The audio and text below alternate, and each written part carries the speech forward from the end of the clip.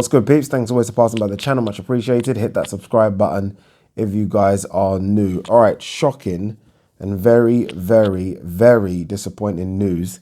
Eddie Hearn, I'm just looking at the time. It's just gone midnight now. So Eddie Hearn tweeted about half an hour ago, which I thought was a bit strange. Then I realized he's in America doing the GGG Derevchenko fight.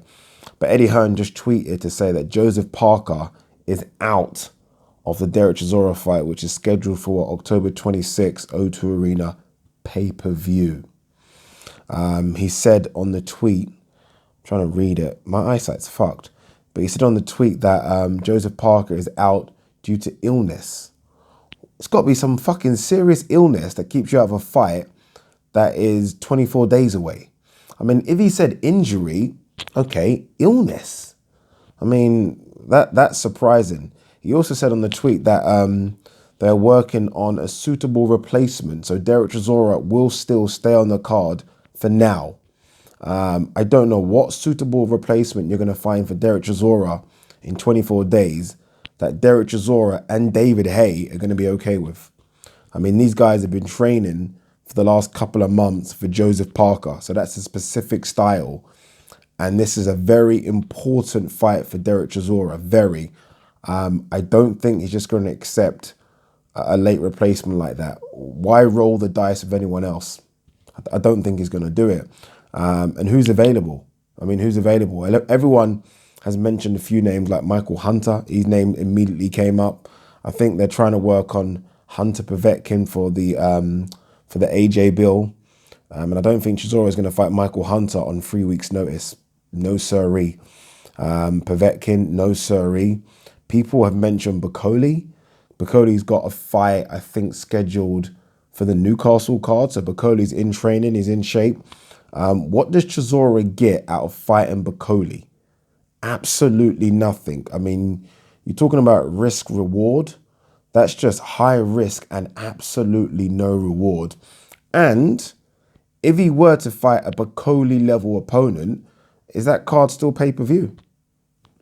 I mean, Chisora's got to fight someone of note, real note, and Joseph Parker was that for us to, or for the people to still accept. I say accept, there's not much we can do apart from not buy it, but for the people to be happy about that fight card still being pay-per-view. Because let's be honest, Chisora mentioned this in the press conference. This card is pay-per-view because of him versus Parker. I guess it's the card as a whole, really, because him versus Parker wouldn't be a pay-per-view fight by itself, but him versus Parker plus Taylor versus Progress and then the rest of the fight card make it a pay-per-view card. Removing Chisora versus Parker from that card, I don't care if that's the World Boxing Super Series final, that is not a pay-per-view card. It's not. So they have to find a suitable opponent to make it still a pay-per-view card. I mean, I don't know if you guys saw the article recently about Matchroom's last two pay-per-view events not doing great. I mean, I didn't expect them to anyway, to be honest. But this one was supposed to do something better than the last two, maybe. Loma Luke, they're saying, done 205,000. Rivas White, 250. I was expecting this to touch the 300,000 mark. It ain't going to happen now. If I'm Chisora, I do not fight on this card. I do not fight. And if Chisora doesn't fight, this card could not be pay-per-view. But at this stage of my career, where one loss really is that, I don't take a fight unless it really means something important in terms of taking me to that next stage. And a win over Joseph Parker was going to do that. A win against anyone else not ranked higher than Parker doesn't do that. And I don't know if you would fight anyone ranked higher than Parker on, what we're talking, 3 weeks notice.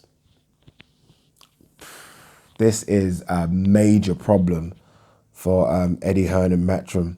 It really is. Again, it would be good to get a bit more clarification on what this illness is, because it must be something severe to keep Joseph Parker out of a big fight. Joseph Parker needs this fight as much as Chisora does.